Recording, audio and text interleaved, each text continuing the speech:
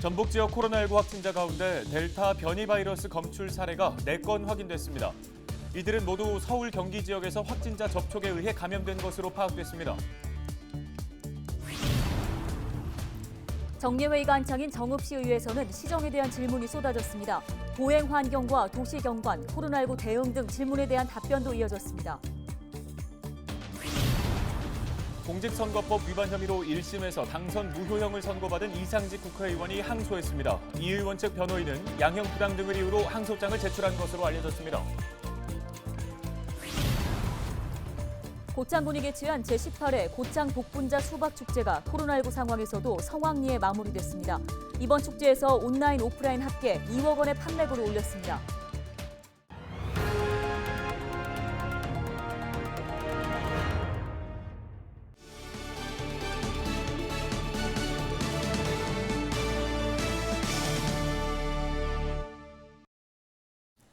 시청자 여러분 안녕하십니까? 헬로티비 뉴스입니다.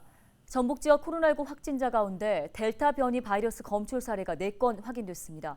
이들은 모두 서울, 경기 지역에서 확진자 접촉에 의한 감염으로 파악되는데요. 보건당국은 변이 의심 사례를 중심으로 표본 조사한 결과인 만큼 검출률 등을 일반화하기 어렵다고 설명했습니다. 한편 전북 지역에서는 지난 22일부터 23일 오후 6시 현재 6명이 추가 확진됐습니다. 22일 2명, 23일 4명이 각각 확진 판정을 받았으며 모두 전주에서 발생했습니다. 전북 지역 9천여 저소득 가구에 대한 추가 지원이 이뤄집니다. 정부는 정부의 코로나19 대응 한시 생계 지원 사업 대상자 4만 4천 가구에 대한 선정을 마무리하고 오는 25일과 28일 한시 생계비를 지급할 예정입니다. 한시 생계 지원 사업은 코로나19로 소득이 감소했지만 기존 복지제도나 다른 코로나 피해 지원 사업의 혜택을 받지 못한 저소득 가구를 대상으로 가구당 50만 원씩 지원하는 사업입니다. 전북도는 정부로부터 33억 원의 예산을 추가 확보해 당초 계획보다 9천 가구 늘어난 4만 4천 가구에 208억 원을 지원할 계획입니다. 요즘 시군의회마다 상반기 정례회의가 열리고 있는데요. 정읍시의회에서는 유진섭 시장을 대상으로 한 시정 질문과 답변이 꼬리에 꼬리를 물고 이어졌습니다. 시의회 시정 질문 현장에 정명기 기자가 다녀왔습니다. 상반기 정례회의가 한창인 정읍시의회 본회의장입니다. 첫 질문에 나선 무소속 이도형 의원. 보도블록부터 주차 문제까지 보행 환경 문제를 집중적으로 다뤘습니다. 도로 표지판 가로 등 교통신호 등 교통표지판 전신주 등등의 인도내에 설치해야 되는 그런 시설물의 경우 보행자들 담당 부서의 사전 협의를 받도록 그렇게 했습니다. 꼭 도로관리 부서의 협의를 받을 수 있도록. 이런 문제를 일부 개선하기 위해 8년 전 이미 개선책을 내놨던 정읍시는 처음 듣는 듯한 반응입니다. 정읍시 보행권 보장 보도블록 10개명이라는 게 있다는 거 혹시 아십니까? 보도블록 10개명이요? 네. 혹시 아세요? 보행권에 지장을 줄 수 있는 인도유의 시설물에 대한 민원 대응도 따져 묻습니다. 2년 전부터 거듭 강조해왔지만 개선되지 않고 있다는 지적입니다. 제가 2년 전부터 행정감사 때나 업무보고 받을 때 늘 강조했던 게 있습니다. 인도내 시설물을 통합관리하셔라. 방법은 저희가 한번 검토를 해보겠습니다. 여러 가지 시설물들이 있는데 그 시설물에 대해서 전화 연락처를 시설물에 부착을 한다든가 해서 도시경관과 건설, 경제, 코로나19 대응 등 지역 현안에 대한 질문과 답변이 꼬리에 꼬리를 물고 이어졌습니다.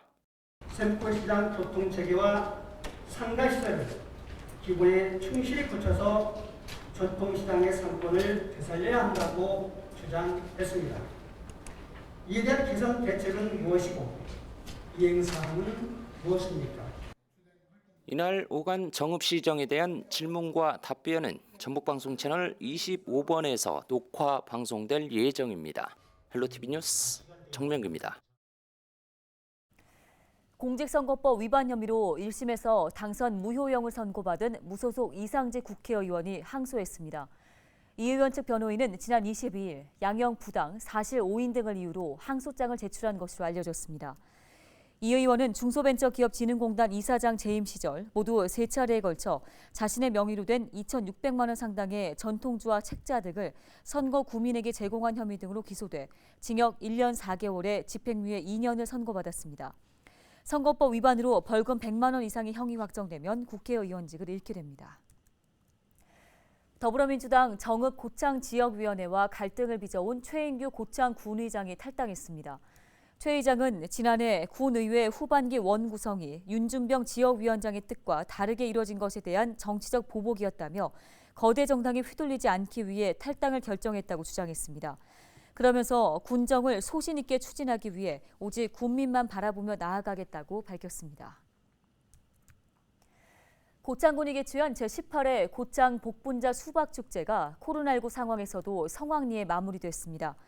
고창군은 지난 18일부터 닷새간 열린 이번 축제에서 온오프라인 합계 2억 원의 판매고를 올렸는데요.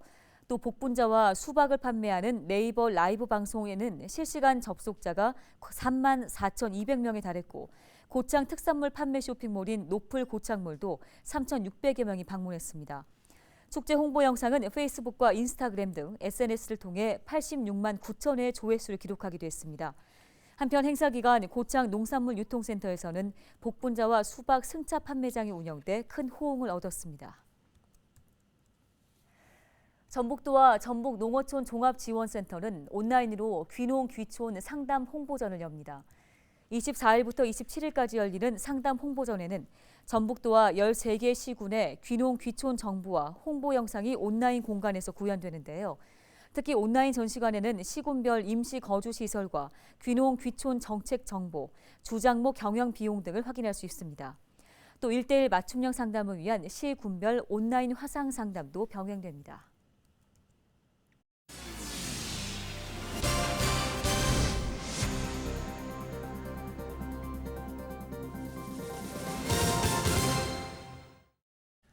다음 소식입니다. 한완수 전북도 의원이 지난해 폭우 피해 지역의 재난 예경보 시스템이 제대로 작동하지 않았다고 주장했습니다. 한 의원은 382회 정례회에서 5분 발언을 통해 댐 관리 당국의 과실에 더해 기존의 재난 예경보 시스템이 제대로 활용되지 못하면서 피해를 키웠다고 말했습니다. 또 남원 등 도내 6개 시군 지역 피해 시설 복구도 미진하다고 덧붙였는데요. 한 의원은 올해 4월까지 3억 원 미만 소규모 시설은 복구를 마쳐야 하지만 준공률은 70% 정도라고 지적했습니다. 이와 함께 50억 미만 중규모와 50억 원 이상 대규모 시설은 사업장 93곳의 공정률이 50% 미만이라고 설명했습니다. 인구 감소에 따른 전북 소멸 위기를 막기 위해 첫 아이에게 1억 원을 지급하자는 주장이 제기됐습니다. 전북도 의회 강영구 의원은 제382회 정례회 본회의 5분 발언을 통해 고령 인구 전국 3번째인 전북이 더 이상 기다릴 문제가 아니라며 발언의 취지를 설명했습니다. 강 의원은 인구정책 사업의 총 예산을 묶어 출생 시 5천만 원, 초등학교 입학 시 3천만 원, 고교 졸업 시 2천만 원을 지원하는 혁신적인 인구정책이 필요한 때라고 강조했습니다. 전북도 교육청이 성면으로부터 안전한 학교 환경 조성을 위해 민간과 힘을 모으기로 했습니다. 전북도 교육청은 학교 성면 안전관리 민관협의회를 24일 도교육청에서 개최한다고 밝혔습니다. 학교 성면 안전관리 민관협의회는 민관이 협력체제를 구축해 사업 추진의 투명성과 신뢰성을 확보하기 위해 구성됐습니다. 위원으로는 도교육청 시설과장 등 당연직 3명과 학교 관계자 2명, 시민단체 2명, 외부 전문가 3명 등 10인이 참여합니다. 이번 회의에서는 2021년 여름방학 중 성면 해체, 재거 학교 점검 관리 방안과 성면 안전관리에 관한 논의가 이루어질 예정입니다.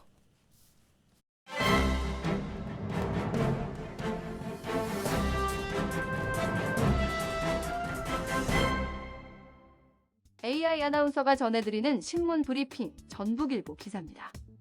전북도는 코로나19 백신 접종을 독려하고자 접종자에 대해 오는 7월 말까지 관광 분야에 대한 백신 인센티브를 지원한다고 밝혔습니다. 지원 대상자는 백신 1회 이상 접종자로 인센티브 내용은 전북 투어패스 원플원과 외국인 전용 서울 전북 정기 관광버스 50% 할인 등입니다. 전북 투어패스 원플원 지원은 14개 시군의 현장 판매소에 접종 확인서를 제출하게 되면 판매되는 전북 투어 패스 1일, 2일, 3일권, 한옥마을권에 대해 한장 가격으로 한 장이 더 제공됩니다. 또 한국에 거주 방문 외국인들이 전북 여행을 쉽고 저렴하게 이용할 수 있도록 외국인 전용 서울 전북 정기 관광버스를 50% 할인해 5,000원으로 이용할 수 있게 했는데요. 접종 확인서는 질병관리청 쿠구 모바일 앱에서 발급받을 수 있으며 또는 접종기관이나 예방접종 도우미 정부24에서 출력할 수 있습니다. 아울러 전북도는 코로나19 장기화에 따라 필요한 도민들의 심신을 치유할 수 있도록 생태관광지, 전망대, 차박 캠핑, 체험관광 등 5개 분야 60개소, 테마별 관광지를 발굴해 전북 안심여행지로 소개할 예정입니다. 유여일 전북도 문화체육관광국장은 백신 접종에 많은 참여를 부탁드린다며 이번 기회로 코로나19에 지친 도민의 피로를 조금이나마 해소했으면 한다고 말했습니다. 지금까지 AI 아나운서가 전해드리는 신문 브리핑이었습니다.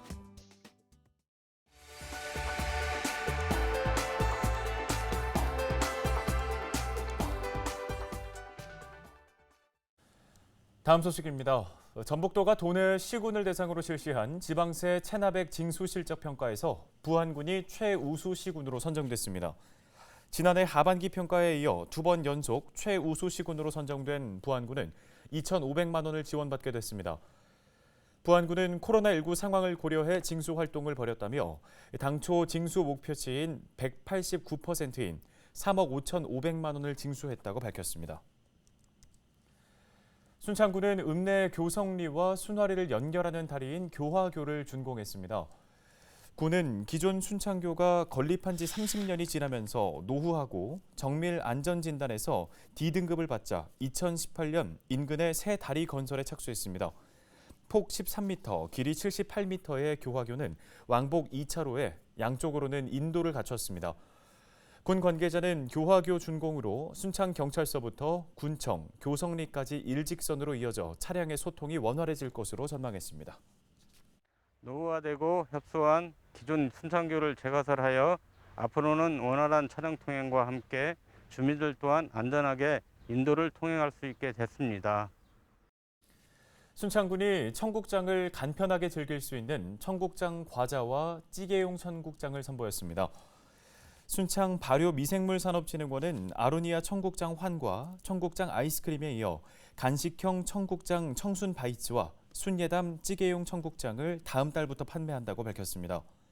순창 고추장 익는 마을과 함께 개발한 청순 바이츠는 어린 아이들과 젊은 세대가 쉽게 먹을 수 있도록 만들었습니다.